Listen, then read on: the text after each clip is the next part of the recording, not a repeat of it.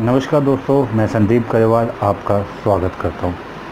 दोस्तों, हमारे मन में जब किसी ने भी अगर थोड़ा बहुत सोच विचार किया है तो उसके माइंड में एक बार ये क्वेश्चन ज़रूर आया होगा कि क्या सब कुछ लिखा हुआ है या सिर्फ करता मैं हूँ या मैं कर रहा हूँ। इसका क्या क्वेश्चन का आंसर है? जिन्होंने खोजा उन्होंने इसका उत्तर पाया भी।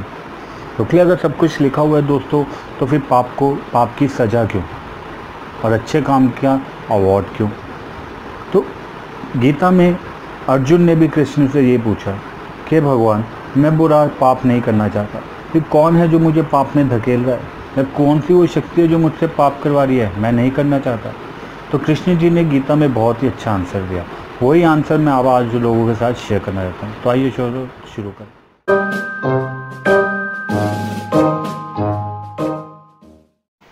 दोस्तों, मेरा चैनल सब्सक्राइब कीजिए और घंटी दबाना तो बिल्कुल मत भूलिएगा। क्या दोस्तों, मैं संदीप गरेवाल आपका स्वागत करता हूँ। दोस्तों, इंसान का गहरे से गहरा सवाल जो है वो यही है कि हमारे जीवन में क्या सब कुछ लिखा हुआ है? क्या सब कुछ प्री डिसाइडेड है? और अगर सब कुछ लिखा हुआ है तो क्यों चोर को चोरी की सज़ा दी जाती है? तो क्यों अगर मैं बुरा करता हूँ तो मुझे कहा जाता है कि नहीं, सही करो, सही जीवन अपनाओ? क्यों ये संत महापुरुष गीता, कुरान, गुरु ग्रंथ साहिब जी हमें क्यों समझा रहे हैं सब कुछ लिखा हुआ? नहीं दोस्तों, सब कुछ लिखा हुआ नहीं है। ये हम भी जानते हैं और वह लोग भी जानते हैं। क्योंकि अगर हमारे साथ कुछ तो हम कह देते हैं कि सब कुछ लिखा हुआ है, लेकिन जब हमारे साथ अच्छा होता है तब हम कहते हैं कि हमने किया। दोस्तों, यही सवाल अर्जुन ने भी पूछा था कृष्ण से कि भगवान, आप मुझे ये बताइए कि जब मैं आपको बुरा नहीं करना चाहता तो मेरे साथ बुरा होता क्यों है? मैं पाप में नहीं जाना चाहता, लेकिन फिर कौन है जो मुझे पाप में लेके जाता है?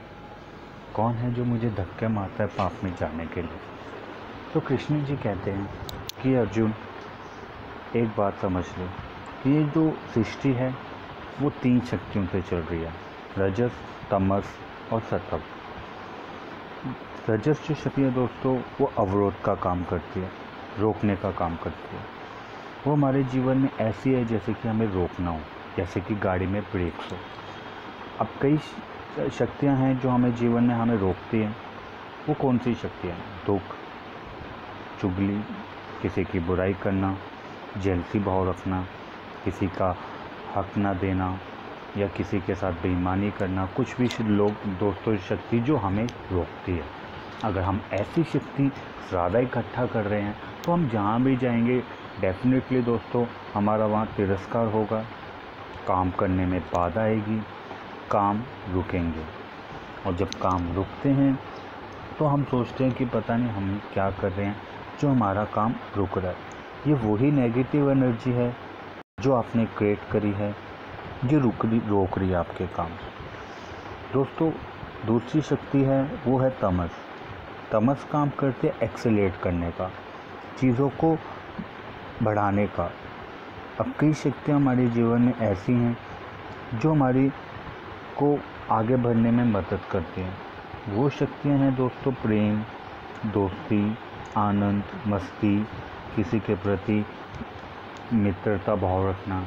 अगर ये शक्तियाँ हमारे पास ज़्यादा अट्रैक्ट हो रही हैं और हमारे पास ज़्यादा है तो हम जहाँ भी जाएंगे हमारा वहाँ आदर होगा, हमारा वहाँ वेलकम होगा, और हम जिस काम में हाथ डालेंगे वो काम दिन दुगनी रात चौगनी तरक्की करेगा। क्योंकि हमारे पास पॉजिटिव एनर्जी इतनी है कि हम जहाँ भी जाते हैं हमें वैसे लोग मिलते हैं जैसे हम खुद हैं। तीसरी शक्ति है दोस्तों सत्व शक्ति, जिसको कहा जाता है बैलेंस, जो ना नेगेटिव है ना पॉजिटिव है। जैसे कि हमारे जो संत महापुरुष हुए वो सत्व एनर्जी का ज़्यादा उपयोग करते हैं, क्योंकि अगर आप उनकी बुराई कर दो तो वो दुखी होकर नहीं बैठ जाते कि आज मेरी बुराई हो गई। अगर आप उनकी तारीफ़ कर दो तो वो फूले नहीं समाते या एक एटीट्यूड में आ जाते कि मेरी तारीफ़ हो गई तो मैं कुछ हूँ।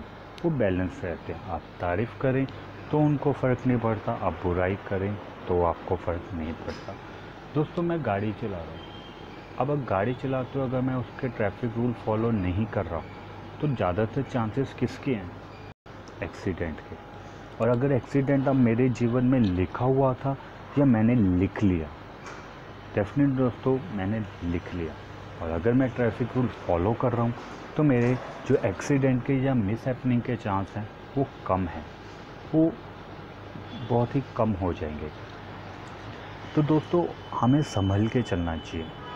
हम अपनी पूरी ज़िंदगी में नेगेटिव चीज़ें ज़्यादा अट्रैक्ट करते हैं। हम सीरियल देखते हैं, कई सीरियल चल रहे हैं जो देखते हैं लोग रात को 11:30 बजे, जब हमारा सोने का टाइम होता है। और सोते वक्त आप जो थॉट लेकर सो रहे हैं, सुबह पहला थॉट वही आपका होगा। दोस्तों मुझे नहीं ये समझ आती कि लोग ये क्राइम पेट्रोल जैसे सीरियल क्यों देखते हैं। क्या देखते हैं? लोग कहते हैं कि नॉलेज होनी चाहिए कि हमारे आसपास क्या हो रहा है। दोस्तों ऐसी नॉलेज लेकर आप करेंगे भी क्या, जो आपको डर में, चिंता में या दूसरों पे शक करना सिखा रही है। अगर आपको नॉलेज ही चाहिए तो सुबह उठिए, अपना ध्यान करिए, काम वाम करिए। रात को सुबह जब 11-12 बज जाएँ तो आराम से एक बार अखबार उठाइए, उसकी हेडिंग्स पढ़ लिए, बात ख़त्म। आपके पास नॉलेज हो गई कि देश में क्या हो रहा है। लेकिन उसको पूरी डिटेल तक देखना कि काहे का आपका कौन सी इन्फॉर्मेशन इकट्ठी कर रहा है, फिर आप कहते हो हमारे जीवन में बुरा है, हम डर में जी रहे हैं, हम तकलीफ़ में जी रहे हैं, हमारे जीवन में पता नहीं क्यों इतना दुख है, क्यों इतनी तकलीफ़ है। तो दोस्तों ये सीरियल्स आप देखें पर इनसे ज़्यादा प्रभावित मत हो। आपको क्या लगता है दोस्तों कि रामायण के टाइम पे जब श्री रामचंद्र जी थे तब क्या बुराई नहीं होती थी? क्या कृष्ण जी के टाइम पे बुराई नहीं होती थी? तब भी तो होती थी दोस्तों। अगर नहीं होती थी तो कृष्ण जी किसको समझा रहे हैं कि चोरी मत करो? किसको कह रहे हैं कि धर्म के रास्ते पे चलो? किसको कह रहे हैं कि धर्म की जब गिलानी होगी तो मैं आऊँगा? डेफिनेटली दोस्तों वहाँ चोर थे, वहाँ बेईमान थे, धर्म के अगेंस्ट चल रहे थे, ऐसे लोग थे जिनको कृष्ण जी समझा रहे हैं और उनको रास्ते पे लाना चाहते हैं। तो ये दोस्तों ये सारी चीज़ें वहाँ से चलती आ रही हैं, लेकिन मीडिया ने हाईलाइट कर दिया है। दोस्तों आप मुझे एक क्वेश्चन का आंसर दीजिए, क्या 24 घंटे में पूरे वर्ल्ड में सिर्फ बुराइयाँ हो रही हैं? क्या आपके साथ पूरी ज़िंदगी में सिर्फ बुरा हुआ है? क्या कुछ अच्छा नहीं हुआ? दोस्तों मीडिया वही चीज़ दिखाता है जो हम देखना चाहते हैं। वो कभी ये नहीं दिखाएगा कि हम ये एक इंसान ने दूसरे इंसान की कर्जा चुकाने में मदद करी, एक परिवार ने दूसरे परिवार के धर्म के अगेंस्ट जाकर अपने बेटा और बेटे की शादी कराई। मीडिया ये नहीं दिखाएगा कि एक बेटी ने अपने माँ बाप का नाम रोशन किया। बेटे ये नहीं दिखाएंगे कि एक बाप का बेटा ने बाप की अपने पापा की अपनी आज्ञा मान के अपना बिजनेस चलाया। नहीं तो इसलिए ये चीज़ें देखकर हमें मज़ा नहीं आएगा। मज़ा नहीं आएगा तो उन्हें टीआरपी नहीं मिलेगी, और टीआरपी नहीं मिलेगी तो वो क्यों दिखाएं? क्यों ना हम तो ये दिखाएं कि एक छोटी सी लड़की का रेप हो गया, क्यों ना हम ये दिखाएं कि लड़कियों का रेप हो रहा है गाड़ियों में, स्कूलों में, जहाँ लड़कियाँ जा रही हैं अनसेफ हैं। क्यों ना हम लोगों को वही दिखाएं जो वो देखना चाहते हैं। क्यों ना हम ये दिखाएं कि एक मकान मालकिन का कत्ल कर दिया किराएदार ने। क्यों ना हम ये दिखाएं कि एक बहन को धोखा दिया एक भाई ने। क्यों ना हम ये दिखाएं कि दो बेटे लड़ते लड़ते प्रॉपर्टी की जायदाद में मर गए। क्यों? क्या सब भाई लड़ रहे हैं? सोचो दोस्तों, क्या सब भाई लड़ रहे हैं? नहीं दोस्तों, कई भाई ऐसे भी हैं जो प्रेम से रह रहे हैं। क्या सारी फैमिली दुख में रह रही हैं? नहीं दोस्तों, कई फैमिलियाँ ऐसी भी हैं जो सुख में रह रही हैं, आनंद में रह रही हैं, मस्ती में रह रही हैं। तो दोस्तों हम ऐसे सीरियल क्यों देखते हैं? मुझे ये चीज़ें समझ ही नहीं आती। अगर आपको नॉलेज ही गेन करनी है तो कोई अच्छी चीज़ों की करिए।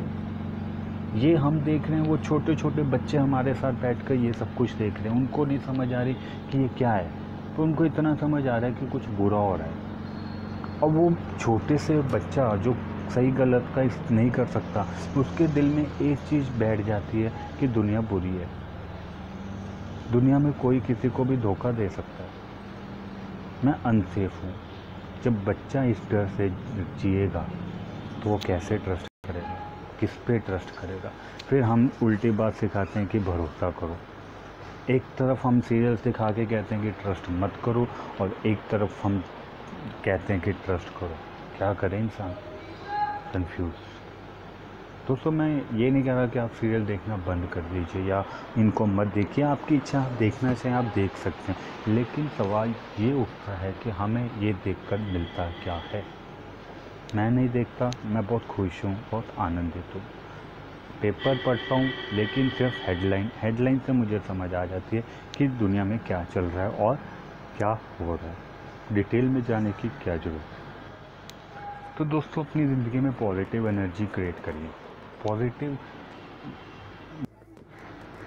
पॉजिटिव वातावरण एक्सेप्ट करिए, अपनी जितना हो सके आप पॉजिटिव एनर्जी अपनी ज़िंदगी में क्रिएट करिए, क्योंकि पॉजिटिव एनर्जी होगी तो आप खुश रहेंगे, औरों को भी खुश करेंगे और मस्ती से रहेंगे।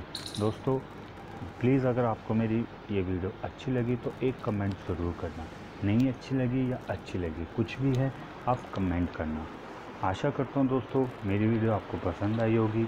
आपके भीतर बैठे परमात्मा को प्रणाम, मेरा प्रणाम स्वीकार करें और खुश रहें, मस्ती में रहें, आपके जीवन में खुशियाँ हों, ये मैं आशा करता हूँ।